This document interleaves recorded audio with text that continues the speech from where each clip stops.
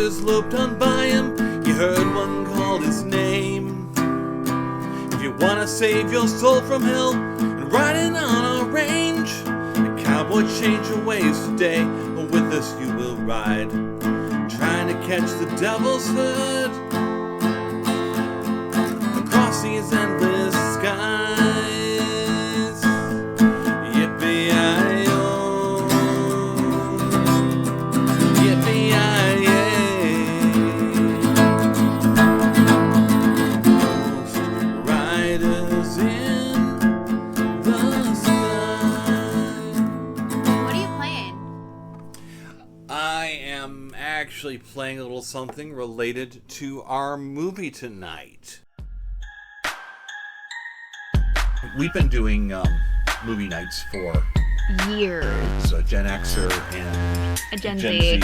Random weird moments that the two of us have experienced, and there are a lot of those. And he crashes them. As you do. It's like, I'm just sitting there and I'm like, where did this come from? Why are we singing?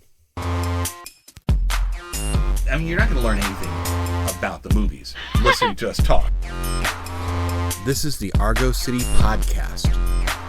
Film, conventions, and fan life with Maddie and Matthew. We have returned. Yes, we have finally come back. And we are back with a Marvel movie here. Yeah, kind of, Yeah, Kind of, sort of, maybe.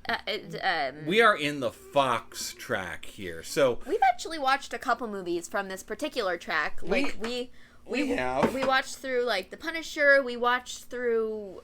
we watched through Daredevil. Yeah, we didn't watch podcast that one. That No. might be on the revisit one, because I love the Daredevil movie, Yeah. and I am the only one. Yeah, you did. I remember you did tell me about that. I think that was pre-podcast time. But you know what? This is kind of one of those two. So tonight we watched Ghost Rider, and again, I really like Ghost Rider. Now, interestingly enough, though, this movie was so badly received. Like, this was kind of hated as Marvel movies go. Like, I can kind of understand. I mean, they definitely lost me at the second half, but, like, I don't understand how this movie could be hated. It's brilliant writing. The effects are, well, decent for the time, and it's like...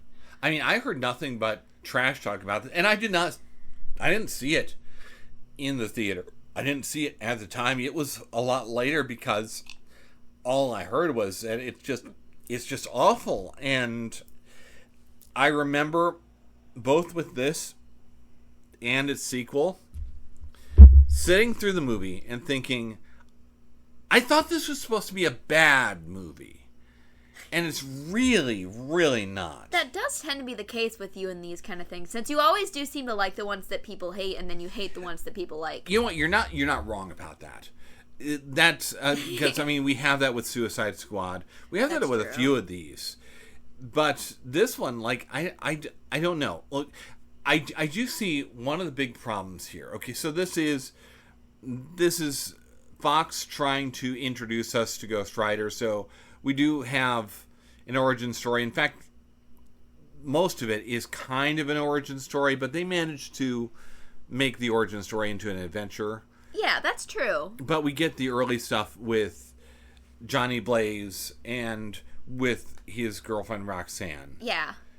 And it's played by it's literally by two completely separate actors. Well, it's not just two separate actors. It's like two separate actors that don't really look like... No, they don't what look they're supposed to... similar at all. Literally, when we were watching through the beginning part, I was like, okay, I dig this. And then as he's about to go up for his biggest jump for, like, the time skip, they pull off the mask, and I'm like, oh, are we following someone else? Are we following, like, somebody else? Yeah. And I'm like, wait, there's literally no similarity. Seriously, even the facial expression, the facial structure is even different. It's not even close. It's just so different. And we spend... I stopped it. I did a timestamp. So that's why you did that. We spent 20 minutes getting attached and getting invested in these other actors that are about to turn into Nicolas Cage and Eva Mendes. Yeah. Now, I like Nicolas Cage, and I really like Eva Mendes. I literally turned to you and like, he finally got the date with her. And I turned to you and I'm like, okay, look, she's not hot like your mom, but I would still be punching the air. Because they're really good actors, and I enjoy them in these roles. But we spent 20 minutes getting attached to somebody else. Yeah. And it's a hard transition for us. It took me at least a good 30 minutes, if that, to like reconnect with, oh, okay, so this is the main character. Well, and I mean, like, they do a good job cinematically. Okay, we'll focus in on the eyes and slowly transition, and those lines on Nick Cage's face come out, and we pull back, and it's now him and not whoever the other dude was. Look, thematically, as far as composition goes, it's good. Oh, yeah, absolutely. But as far as choices go, choosing these other actors, it just, I hate it. It's my biggest complaint on this movie. Like, I would have liked to have seen somebody come in and just, like, literally pancake makeup all over Cage and Mendes, and then film it through a soft lens. Like back in the day, back in the 60s, they would literally smear Vaseline over the camera lens, so that certain women who were getting older, it'd have a softer look to them. You would see this actually in Star Trek sometimes. Like, the women look overlit and fuzzy. Yeah, especially with the black lady with the red outfit. I noticed that there was always that like weird lighting on it. And so it's a thing. It's a technique, and they really should have employed something like. It's too early for like CGI de-aging stuff. You can't do that. And also, like, we actually know what Nick Cage looked like when he was younger, so it wouldn't work well anyhow. Yeah, not quite. But this is the single biggest misstep in this movie, and it is a hard speed bump to jump over. Yeah. Now, once you do jump over it, I like everybody in this. Like, I like Nicolas Cage. Nicolas Cage is a comic book fan. Oh, Dude that's actually cool. had a serious collection. He's gone through bankruptcy like a lot of people who have overextended themselves, but he had a serious, respectable comic book collection with some real high value key books in it. And he really wanted to be Superman. I don't know if I can really see him as Superman. Do you remember the documentary we did about the unmade Superman movie? Yeah, I remember that. That was supposed to be Nicolas Cage's Superman movie. Oh, no. He was supposed to be in that. Oh, no. Literally, I mean, Nicolas Cage is his stage name. It's not his real name. Oh. Do you know where he gets his stage name from? No. Luke Cage. Luke Cage is a Marvel Comics character. That's hilarious. So, dude is legit. Dude is a fandom. He's one of us. He really is. And, I mean, yeah, he's one of us because I overact too whenever I've been on stage. Yeah, you say that with a laugh, but you go over the top on stage. And I think part of the criticism of this film is that, oh, it turned into a Nicolas Cage film. Well, yeah, but you know what? He made it engaging and interesting for me, so I'm all for it. And then we've got Eva Mendes, and I love her. I love her in a lot of other stuff. Like, there's a rom-com I actually need to, like, either I or Mom needs to get with you on. It's called Hitch. I've heard of that before. Okay, so this is Will Smith. Okay. And her. Okay. And it's brilliant. It's absolutely brilliant. But I mean, I've seen her in a few things. I always like her. I never fail to enjoy her in a role. She's a little weird for this role. She is a little wonky. little frazzled, little bit deranged. You know what though? That's something she does well though. That whole kind of adorkable thing. She understands comedy. Oh yeah, absolutely. This is a thing though too, because a lot of women are afraid to fully commit to comedy. Because to fully commit to comedy, sometimes you have to look silly. Sometimes you have to look bad. And guys absolutely love playing the clown. Mm-hmm. And a lot of Hollywood women don't. So it's... Yeah, I mean, like, to a degree, I can kind of get it. Because, I mean, kind of like we were talking about during the movie, beauty is one of their main selling factors in Hollywood. It's one of their main things. The look of them being that idealized version is very important in that entertainment industry. And I mean, it's a shame because the women who get it, the women who really click into comedy, the women like Lucille Ball, like Carol Burnett, like Rosario Dawson. Don't know that one. Oh, you do actually. Josie and the Pussycats, the bass player, the African American. Yes, girl. Okay. I mean, the women who get it, who really get it. It's brilliant, but you gotta overcome that hump, and I think Eva Mendes does that sometimes. She does it here. She's not afraid to be vulnerable. She's not afraid to look a little goofy. There was literally a scene. She is sitting in this restaurant waiting for Johnny to like come and join her for a date. And she's like drinking wine over and over and over again. Too much. She steals Way too much the wine. wine. Then at one point she looks up towards the server that's bringing her the wine. It's like, do you think I look beautiful? And the guy looks at her, like shakes his head and walks off. My exclamation of what? The poor girl, I felt so bad for her. Let me talk about a couple of the other actors before we get too much further in here. You were teasing me about one of them the entire movie, and I want to know who is this guy from Twilight? Okay, who is he? No, that's not one of the actors. That's one of the characters. All right, let's jump into that. So the villain. Who is he? The villain is Blackheart. Yes. Okay, so that's not what Blackheart looks like. Back in the day, when we used to play HeroClix together. Oh, goodness. Okay. Blackheart was one of your absolute favorite pieces to play. What? So Blackheart is the HeroClix piece. It's actually like a 2-space piece. It's big. And it's this big black guy with his hands in the air, spiky hair, and he had 2 little demons. No! That's who... No! Oh my god! That's who the villain is! Oh my god! And no way! Even in the movie, you can see he's drawing minor demons to him to be minions. Oh my god! No, I used to play that piece all the time when I was Every younger. time you would grab that would be one of the first ones you grab. It's like that or a Star Sapphire. And I'm like, this is absolutely nothing like what Blackheart's supposed to be. You're going to be so mad when you find out that's who it is. Just what? Okay, no, I need to go find that. I need to go find that HeroClix.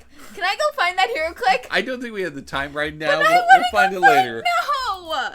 Okay, fine. I'll find it after. But that's who the character is. This is one of like the occultic villains, just like Mephisto, and it's interesting the way they portray him too. Because I keep saying that he looks like a vampire from Twilight. I don't know. The blue lighting on him keeps giving me that vibe. It's right about the right time too, because I think Twilight was in its ascendancy at that time. It might have even been at its peak. Yeah, okay. I mean, the villains, they look really good. They don't make them like full out demons the whole time. You just get glimpses of it here and there. You get a flash of the teeth. You get a shadow on the wall. I thought that was a really smart way of doing this when they don't have the money to do a full-on prosthetic. No, it's literally as we're watching through. You're gonna make fun of me for bringing this up again, but it immediately draws me back to K-pop Demon Hunters because of the look of the demons in the later scenes compared to the final outfit. Okay. Like there's such a similarity there to me for some reason, and I don't know if it was the hair that kept hitting me or if it was like specifically the way that they do the faces. Like, I think it's the faces because it's just that subtle.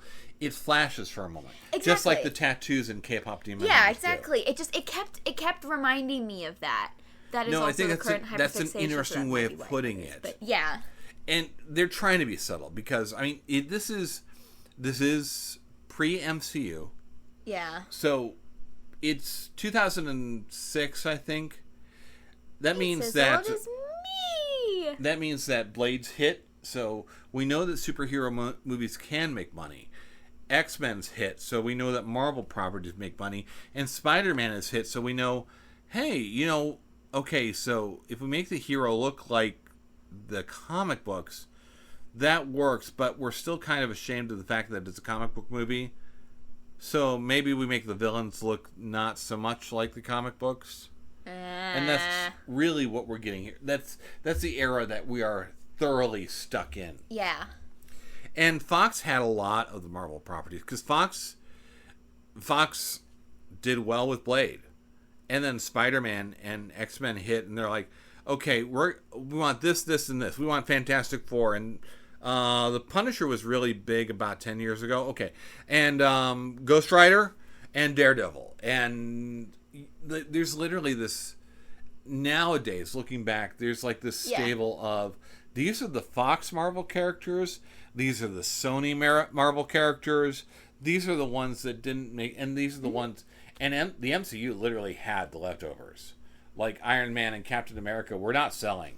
I'd just be like, how are those the leftovers? Like, these days they're more popular than the other ones. Because the MCU knew what to do with them. They figured it out. But in 2006, everybody's still trying to figure it out. Yeah. And that's kind of what Ghost Rider is. There is kind of like that learning curve there, which is definitely something. There is. It's like they don't quite know what to do with it. And I think that's evident here. Yeah, his story kind of went all over the place. I mean, I was all for the origin story because this is one of those characters that I don't know a ton about. It's one of those that, like, I've seen the figures, I've seen the cosplayers, I've seen all that stuff, but I've never really bothered to, like, really look into it because it didn't interest me much. But learning about, well, him, it was fascinating to me, but bringing in, like, these elemental demons kind of lost me halfway through. That's really the movie, because, like, in the comics, demons are monsters, or demons are riding big, gigantic monster bikes, or stuff like that. Like, I think if we had maybe gotten some more generic demons instead of just trying to elementify them, which usually I'm all for, but that might have been a good thing. Like, yeah. Demons are from, like, hell. It doesn't really make sense to me to have them be different elements. Well, and they're kind of playing fast and loose with the idea of demons anyhow. Although, I'll say, let me go one place here real quick, too. Yeah. Because our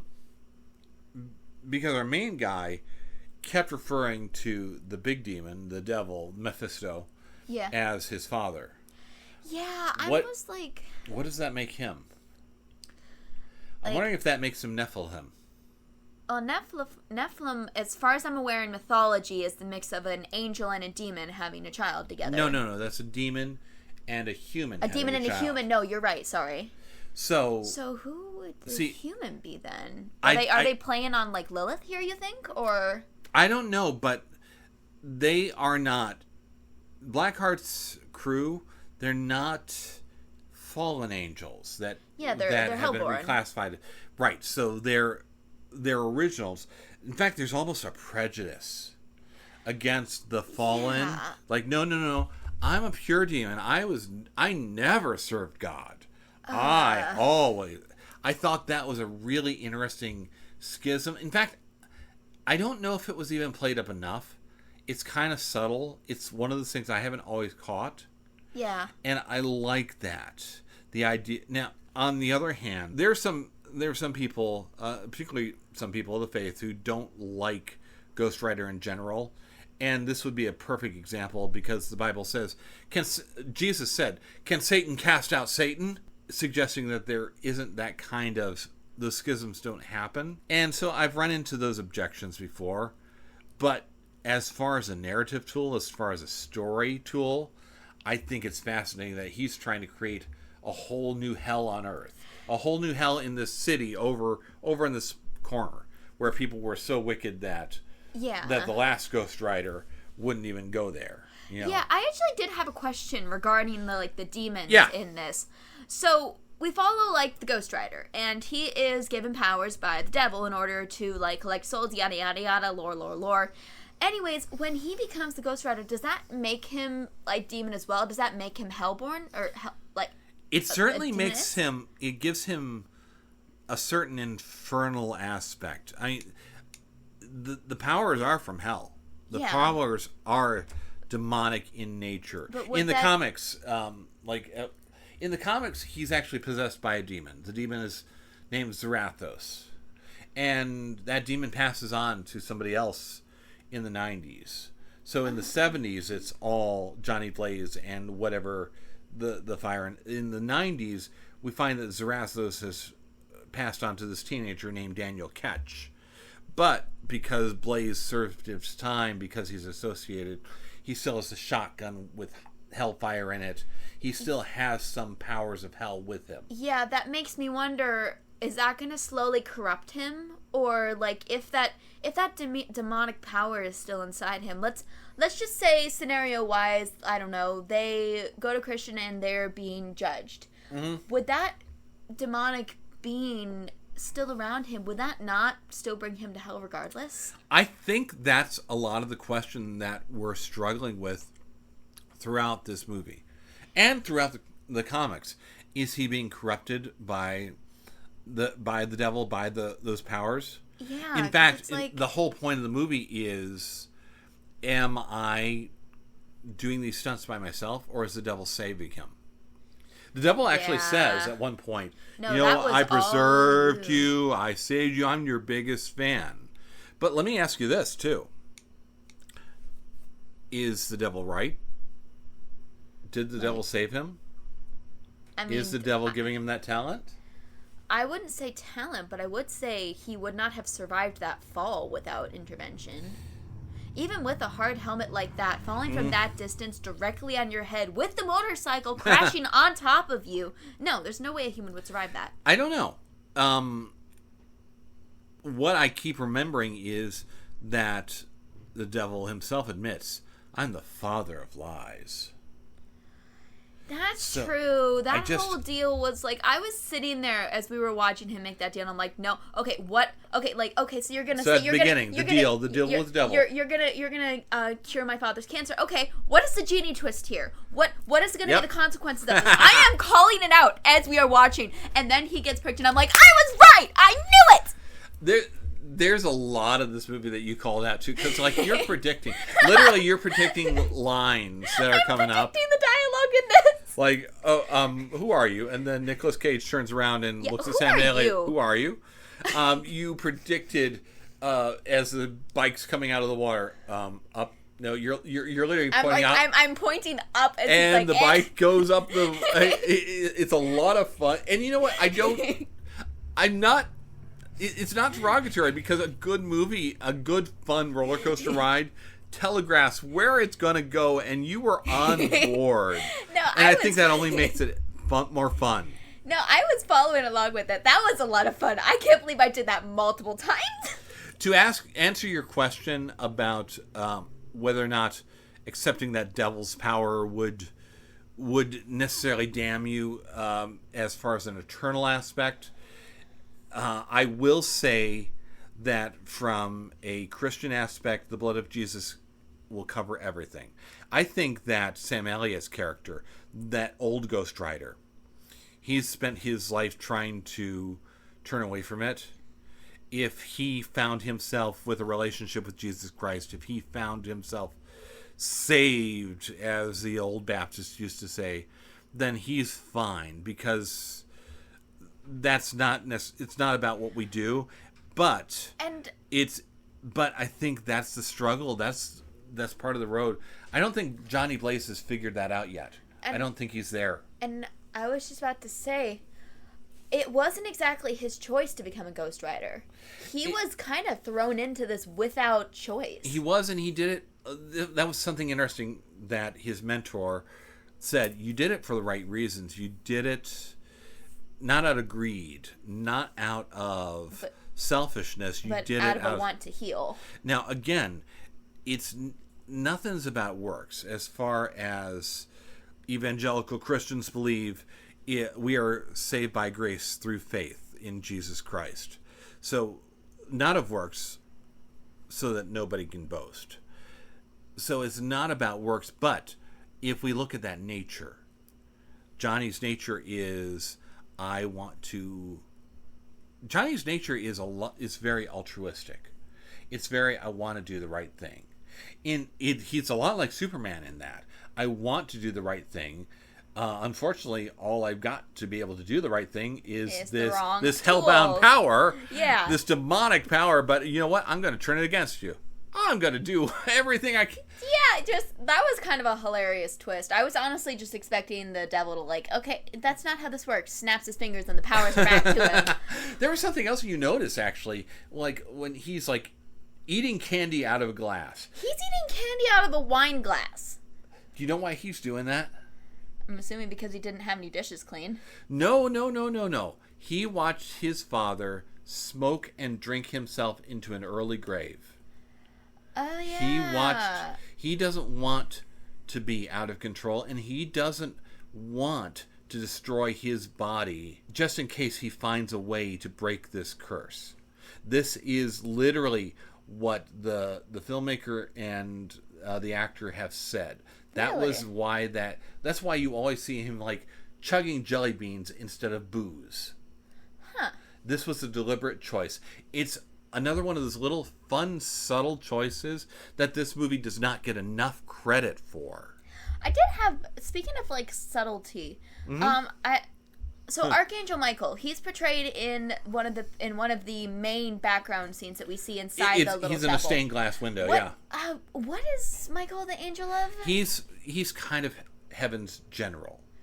He's the leader of the angels. So when the rebellion happened, when a third of heaven turned against God, when Satan led a third of heaven against God, Michael was the archangel that led God's armies against them, to fight against them. So that almost makes me wonder in two different ways. The Ghost Riders are kind of the opposite of that. It seems almost like it's a parallel, two sides of the same coin. Absolutely. You're fighting for the same reason, but with the wrong tools. Right. The devil's raising his own army with the Ghost Riders. Exactly. Except the Ghost Riders are human. They have free will, something that the angels didn't necessarily have. And so they keep using that free will to turn against him. Yeah, and it's but they're also I wouldn't say using their power for good, but they are banishing the demons that the devil wants back in hell. They're also killing really bad, but destroying really, really bad people. So in a way, they're still doing good deeds. And that's kind of why, you'll find sometimes, especially in my generation, and especially in the 70s and the 90s, when Ghost Rider was really popular, you'll find people in the church a little bit uncomfortable with this. Can we talk about, though, okay, so we're banishing bad people. And I want to talk about one of the people that he rescued. I got to get us back to the cast here for a second. Because this is so much fun to me. He freaked out during the movie. So at one of the after he hits the first demons, he's driving around and he finds a poor girl, a poor innocent goth girl getting assaulted and mugged by a bad dude. And he throws down with the pen and stare on the bad dude. And the girl, she escapes, oh, thank you, and just runs off. And she just skips off. And then later on, his girlfriend Roxanne is interviewing her, and she shows up again. And I'm you know what? I've got actual autographs from Nicolas Cage and Sam Elliott, but I'm oh, this character is so much fun. It's just a minor character. I think this is a person I need to track down and Wait a minute. Is that Rebel Wilson?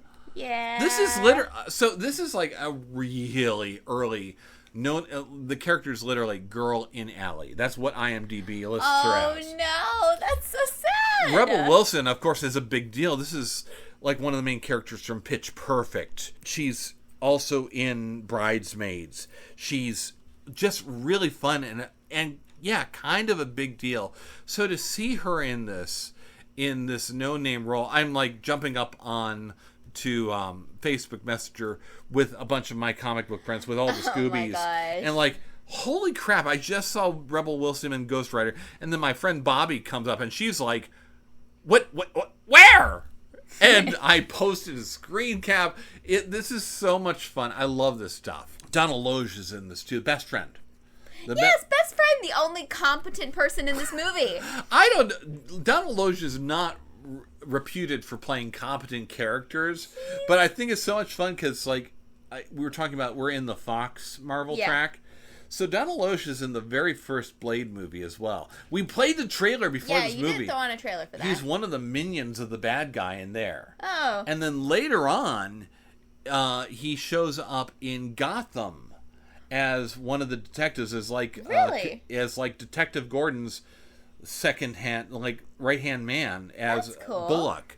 So Donald Loge has a lot of comic book credits, but I'd completely forgotten that he was in this. And I think that's so much fun. And then, yeah, I can't say enough good about Sam Elliott. I mean, I've been a fan of Sam Elliott since Tombstone, since Wyatt Earp, and that kind of stuff. I love him in The Big Lebowski. I've seen him in a bunch of stuff. In Frogs, one of the worst Roger Corman films ever, and he doesn't even have his mustache there, and his mustache is magnificent. Oh my gosh. It bothers Mom. We watched a romantic comedy with him and some other people. Yeah. And the entire time she keeps pointing him out and it's like, I don't like his mustache. His mustache bothers me. She doesn't like mustaches. She's constantly getting annoyed by people with mustaches. But this has such a great cast, and that role too, that whole old mentor role that I use, you're going to see that again whenever we get to Blade. Yeah. Because they do that too. It's a Fox thing. We'll get another character just like him, played by Chris Christopherson. But I love him in this. I mean, I love him in general, but I love him in this. I like so much about this. I like the fact that the bike is called Grace.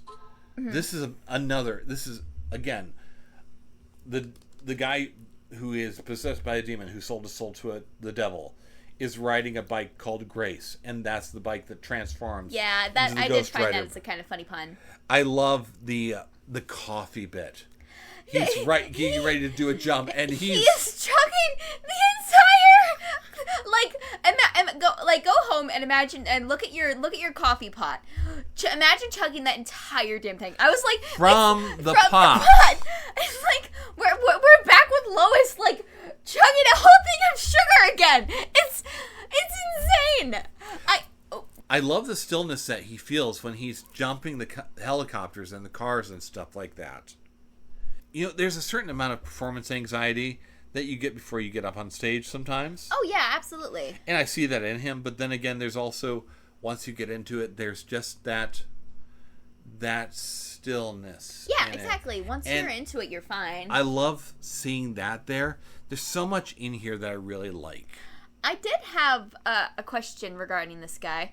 So, has Ghost Rider met the Punisher? In the comics, yes. How did I'm really curious about how their interaction went down. It depends on who's writing it. So sometimes it's a thing and sometimes it's not. See, this is also in the 90s, the Punisher was really big. Yeah. And Ghost Rider was building, to the point where there was a miniseries that was the new Fantastic Four. And Ghost Rider's part of it, and so is the Punisher, and so is Grey Hulk, and I mean it's weird. So they're not gonna mess with that in the comics any more than they have to. Oh man! But I'd also say that the Punisher doesn't necessarily feel any guilt from what he does. Now, we can argue whether or not he should. Yeah. But he doesn't, because there's very little that's in him that's human anymore. It's a good question. I'll have to look into some of that more. Like, I'm curious about, like, how they would, especially because it seems like they're two sides of the same coin almost. They are, and I mean, they're both the sort of heroes that kill. Like yeah, they're anti-heroes, kind of. Mm-hmm. Very much so. And the 90s was an era where, like I said, the Ghost Rider was really popular. That whole kind of supernatural hero was a thing. I remember going up to Astonish in Illyria and picking up my comics, and it's like, hey, it's Halloween, I got a pin for you, and it was a Ghost Rider head, and it was cool. It was just a really cool thing. Ghost Rider was also really big in the 70s, because at that time you had a lot of monster kids, like kids who'd grown up on the Universal monster movies. Yeah. And also motorcycles was a big thing. Evel Knievel doing jumps like this. And so Ghost Rider combined those things. And that's really the whole point. So I showed you a bunch of the comics from that era and from the 90s era, so you could see a little bit about what I think of when I think of Ghost Rider. And this had the unenviable task of trying to reinvent that for the new millennium. So I guess they were kind of set to fail regardless what they did. But again, I don't think this is a bad movie. I enjoy this movie. I enjoy this as a superhero movie, as a roller coaster ride. I enjoy the actors in it, and I think it gets unfairly maligned. Yeah, I can kind of see that. I feel like if I had more knowledge about him going into it, more knowledge about some of these characters, I think I probably would have been more into it. But no, this was a fairly interesting one. It was not what I was expecting in the slightest. My God, it was not what I was expecting. And that might be a good thing. But I think that's about it for this week. So we will be back this next week. And we'll be back with my movie box of boom. All right. Bye. We'll catch you then. Old cowboy went riding out one dark and windy day. On a ridge he rested as he went along his way. And all at once a mighty herd of red-eyed cows he saw plowing through the ragged skies up that cloudy draw.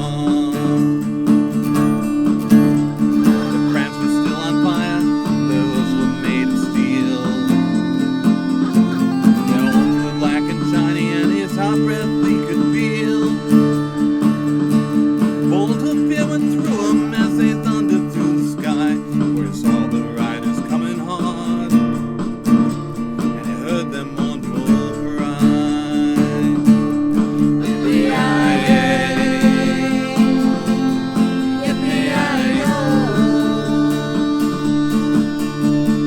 Those riders in the sky.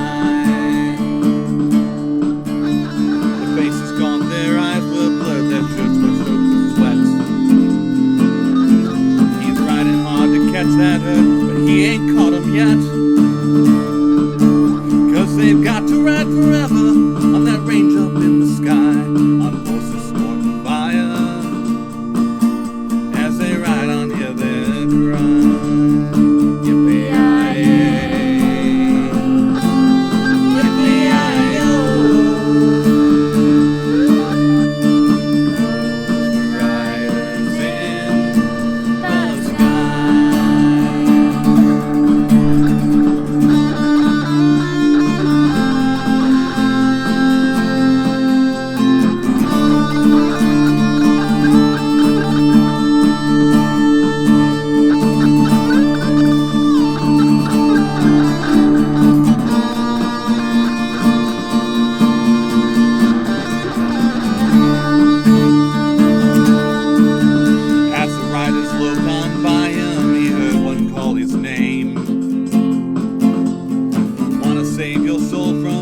Riding on a range. Then cowboy, change your ways today. With us you will